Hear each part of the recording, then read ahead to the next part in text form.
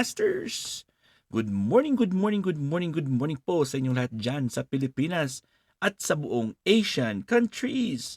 At kung sama kayong lupalop ng ating daigdig, syempre hayaan niyo muna akong batiin po kayo ng good morning, good noon, good afternoon, good evening at good night na po sa mga ready ng matulog. At welcome po sa ating Master Worm Health Trivias. Bago pa tayo magsimula ay hingin ko muna ang inyong thumbs up. Please don't forget to like, share, comment, and subscribe dito po sa ating channel Master Worm for more updated contents. At sana po ay naka-full bell notification po kayo para always kayong updated sa aking channel. So continue po tayo ngayon pa sa ating topic about diaphragmatic breathing. At alam naman po natin yung mga benefits na mabibigay po nito sa ating katawan na discuss po natin kahapon. So ngayon po ay itatakal na naman natin kung paano natin gawin ang procedure because this diaphragmatic breathing is a form of a breathing exercise. So mga masters, ready na ba kayo para po natin pag-aralan at i-familiarize ang procedure na diaphragmatic breathing? So unahin muna natin yung laying down position, yung nakahiga. So be on supine position po mga masters. Tawag po yan na supine position. Pero all you have to do is lie on your back on a flat surface. Pwede naman sa hig or na floor. Or you can have it on a bed, a comfortable flat bed with your knees bent and your head supported. So make sure po may unan po. Nakikita niyo po ba yung yung legs niya? Naka-bend po yung kanyang knees. And of course, sa picture po, wala po siyang unan sa kanyang batok or sa nape o sa likod ng kanyang leeg. Pero pwede mo lagyan ng maliit na unan. Ang tawag dyan is half moon pillow. So you can use a pillow under your knees to support your legs. Very importante po yan. Pero pwede namang wala. Pero mas magandang meron. Ito naman ang itsura niya pag walang pillow. Yun siya, wala siyang pillow. Pero mas maganda may pillow. So place one hand on your upper chest. Okay, sa dibdib mo, sa taas-taas ng bahagi ng iyong dibdib, sa kalagitnaan ng inyong dibdib at yung lalamunan yan. Diyan po yan. Diyan lang po, hindi siya medyo mataas. Basta diyan lang po sa kalagitnaan po ng inyong breast at ng inyong throat. Okay, so and the other just below your rib cage. So mafe-feel niyo po yung ribs niyo, di ba? So parang lang yan, kalagitnaan naman po yun ng ribs at saka yung inyong pusod. Diyan po yung area na yan. Okay? So, this will allow you to feel your diaphragm. Nandyan po yung diaphragm, mga masters. Sa ilalim lang po yun ng ating rib cage. Nandyan ang area na po yan. So, mafe-feel mo yung iyong diaphragm na nagmo-move or gumagalaw pag ikaw ay humihinga. Okay? Sabi dito, this will allow you to feel your diaphragm move as you breathe. The next step is to breathe in slowly through your nose. So dapat yung pag-inhale mo sa ilong po dumadaan ng hangin, di ba? So so that your stomach moves out. Yung inyong stomach, yung tiyan natin, okay, ay it rises up or tumataas po yan habang ay pumapasok po yung hangin sa loob ng ating ilong. Okay? So, ibig sabihin, yung inyong kamay na nasa diaphragm nyo or sa below the rib cage at sa pusod nyo, na, di ba? Somewhere around there, ay it will rise up once you fill up your lungs with air. Samantala naman, the hand on your chest should remain as still as possible. Hindi po gumagalaw yung inyong kamay kasi hindi po nagre-rise ang chest, but the one that should rise up is the stomach or yung area na nasa yung isang kamay mo nasa baba. 'Di ba? Dalawa yung kamay natin, yung sa chest, yung isa is yung sa below the rib cage. So dapat yung ating chest ay hindi, yung kamay natin sa chest natin ay hindi gumagalaw. Another important thing to remember or to practice is this. You have to tighten your stomach muscles. Diba, nafe-feel nyo naman po yung inyong sa kamay nyo sa baba na kamay. Kailangan po ay i-tighten. Okay? I-flex nyo po yung inyong mga stomach muscles so that your stomach moves in. Okay? Causing your hand to lower as you exhale through pursed lips. So, ibig sabihin, pag tayo ay nag-exhale or bumubuga po tayo ng hangin palabas, that's exhalation, ay ang ating tiyan, 'di ba, ay bumababa po siya. Bumabaon din po siya. It lowers down. So, pero, kailangan po natin gawin ito ang pursed lip. So, habang po tayo nag-e-exhale, hindi po pinapalabas ang hangin sa ating mga ilong, kundi ito ay ginagawa through pursed lips. Paano naman gawin ang pursed lip? Ito po, tingnan nyo sa left na picture, parang nagbo-blow ka lang ng candles, 'di ba? Sa birthday mo, 'di ba? That's pursed lip. Yung hangin ay lumalabas po sa ating bibig, hindi po sa ilong ha. So this is the pursed lip breathing. Number one is inhale slowly through your nose. 'Di ba yun yung instruction kanina? And then number two is pursed lip as you would to whistle. Parang nagwi-whistle ka, nagsisipol ka, 'di ba?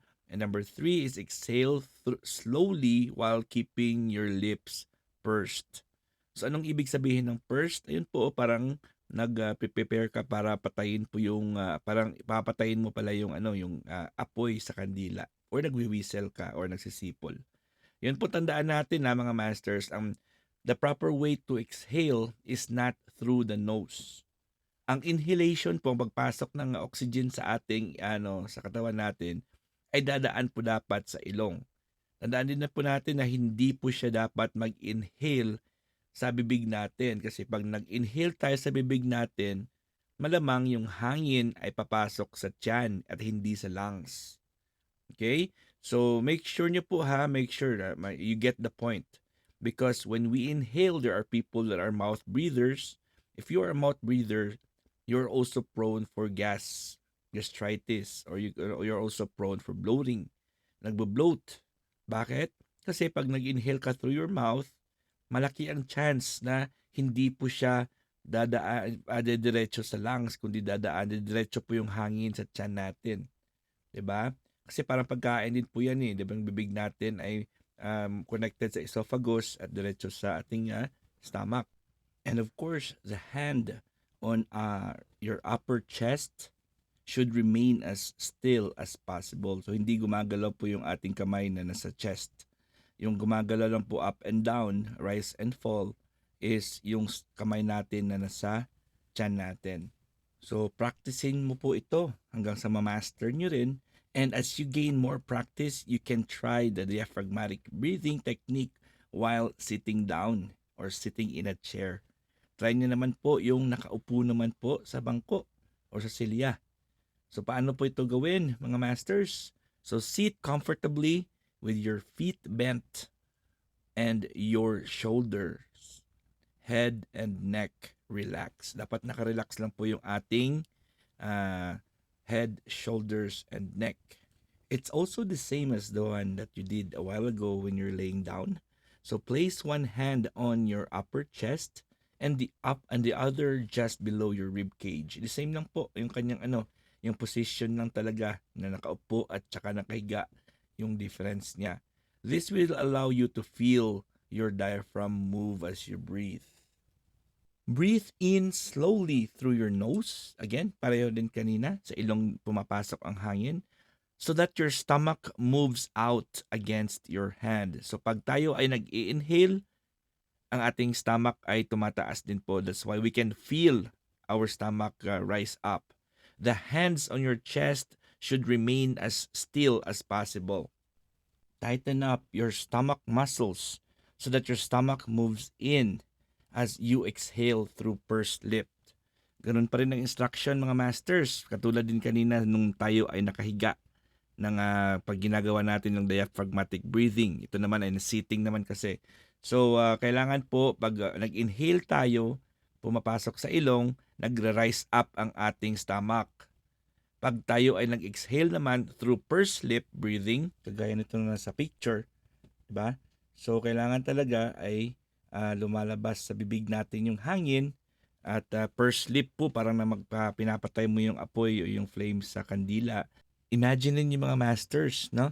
Na yung second hand na nasa baba, yung sa rib cage natin, below the rib cage, Tandaan po natin na parang nakahawak ka po sa lobo or sa balloon. Kasi pag ang balloon ay nagyan mo ng hangin, 'di ba? Lumalaki din po siya, nag-e-expand. So nag-e-expand din po yung kamay mo sa iyong tiyan diyan, sa yung second hand mo na nasa baba. And then pag tayo ay nag-exhale, syempre lalabas naman po yung laman ng ating lungs. So magde-deflate naman po siya. So yung movement po ng ating kamay sa ating yung ating nalagay na kamay sa ating rib cage, below the rib cage, ay up and down din po siya, or it moves in and moves out dahil po sa pagpasok at paglabas ng hangin or ng oxygen sa ating lungs. So yung ating kamay sa ating upper chest, it must remain as still as possible. Hindi po siya gumagalaw. The question is, do I need to practice diaphragmatic breathing? The answer is yes. Practicing diaphragmatic breathing makes it easier. You may notice that it takes an increased effort to use your diaphragm correctly. At first, you'll probably get tired while doing this exercise, but keep at it, because with continued practice, diaphragmatic breathing will become automatic. Pag expert ka na po, automatic na po yan. Hindi na po kayo mahihirapan. How often should I practice diaphragmatic breathing exercises? So, practice this exercise for 5 to 10 minutes. 5 to 10 minutes lang po mga masters, pero gagawin mo ito for about 3 to 4 times a day. So, pwede po sa umaga, sa tanghali, sa gabi, and of course, before you sleep, pwede din po, or sa kalagitnaan po ng hapon. Gradually increase the amount of time you spend doing this exercise, and perhaps even increase the effort of the exercise by placing a book on your abdomen. So pwede mo siyang slowly gawin mo siyang 20 minutes, 30 minutes, and then pwede mo siyang lagyan ng daganan mo ng libro ang iyong chest, o di ba? To make it more heavier, or to make it heavier, and then that will further strengthen your diaphragm. At syempre, ginagawa natin ito para po ay magiging part na po ito ng inyong lifestyle. Okay? Habit forming po ito. Once you become an expert on this, ayun po, you will be getting the benefit of this. Hindi lang po ito for 1 day, 2 days. Our goal here is to make this like our permanent habit. Okay? So para maging healthier, at hindi po palaging pagod, at syempre stronger yung inyong lung muscles. Alright mga masters, for now hanggang dito na po tayo, lampas na tayo ng 13 minutes, at syempre maraming salamat talaga sa inyo. Again, this is your one and only Master Worm, and God is great! Yahoo!